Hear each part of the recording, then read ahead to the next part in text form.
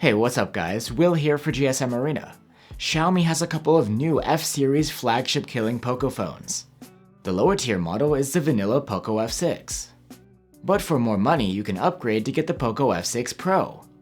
Which of these phones is the better deal? Let's put the Poco F6 and the Poco F6 Pro head to head and find out.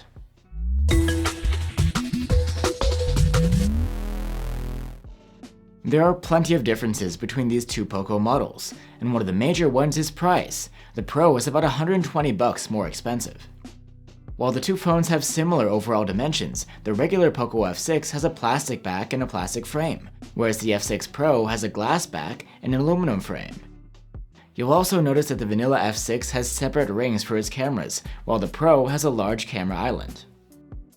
For some reason, the Poco F6 has higher rated ingress protection at IP64 versus IP54 on the F6 Pro. That means the F6 is better protected against dust. Both phones have a 6.67-inch OLED with a 120Hz refresh rate, though the vanilla model has a 1220p resolution and Gorilla Glass Victus protection.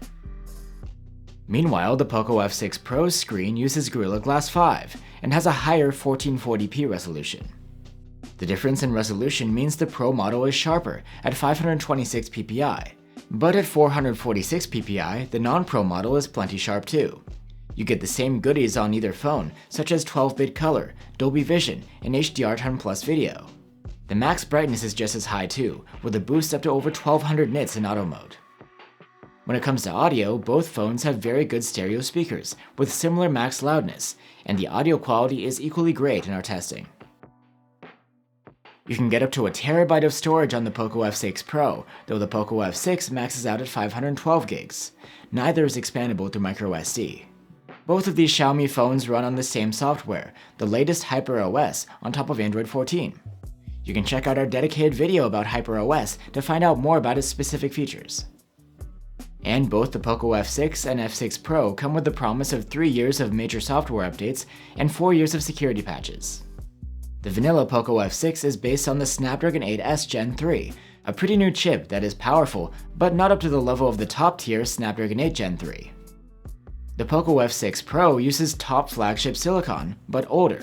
It's the leading chipset from last year, the Snapdragon 8 Gen 2. Overall, when it comes to benchmarks, the Poco F6 Pro has the edge in some tests, but the difference between the two phones isn't really major. In practice, the regular Poco F6 is again plenty powerful, and like its sibling, it easily chews through any task, including heavy gaming. When it comes to battery life, the Poco F6 and F6 Pro earned almost identical active use scores of around 10 hours and 30 minutes in our tests. This battery life is nothing special when it comes to a mid-range phone.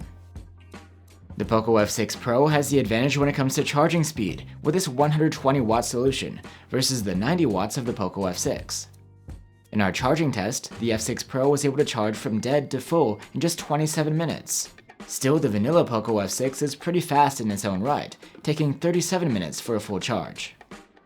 And now onto the cameras. The Poco F6 has a 50-megapixel main cam and an 8-megapixel ultra-wide. There's a 20-megapixel selfie camera on the front. The Poco F6 Pro is similar. It also has a 50-megapixel main cam and an 8-megapixel ultra-wide cam, but there's also a 2-megapixel macro camera. Its selfie camera is 16 megapixels. During the day, the Poco F6 Pro's main cam produces photos that have excellent and relatively natural looking detail and vibrant colors. The Poco F6's detail isn't quite as organic, and the colors are likable but don't pop as much. And when it comes to capturing people and faces, the Poco F6 Pro does an excellent job, but the Poco F6's rendition includes some skin smoothing and whitening. At night, both the Poco F6 and Poco F6 Pro capture very good photos. On either phone, there's good highlight preservation and shadow development, and the detail and noise performance are good. While both phones use what looks like the same ultra-wide camera, we prefer the more colorful output of the Poco F6 Pro. At night, the results from the ultra-wide cameras have good dynamic range, but they're quite soft, and more so on the F6's ultra-wide. Both phones have very similar capabilities when it comes to video capture, except that the Pro model can record in 8K resolution at 24 FPS. In 4K resolution, the clips from both phones' main cameras are solid, with very good detail. The F6 has the more natural looking color rendition. The ultra-wide camera's 1080p videos are so-so. The detail level isn't great, even for this resolution. Here's a comparison of the selfies taken with either phone. And of course, selfie videos as well. So there you have it, two nice flagship killers, the Poco F6 and the Poco F6 Pro. The Poco F6 is of course the less expensive model, but you get basically the same user experience. Plus there are a couple of other perks, higher rated ingress protection and Gorilla Glass Victus protecting the display. Of course, the Pro model brings benefits. There's a glass back and aluminum frame, and a higher res display.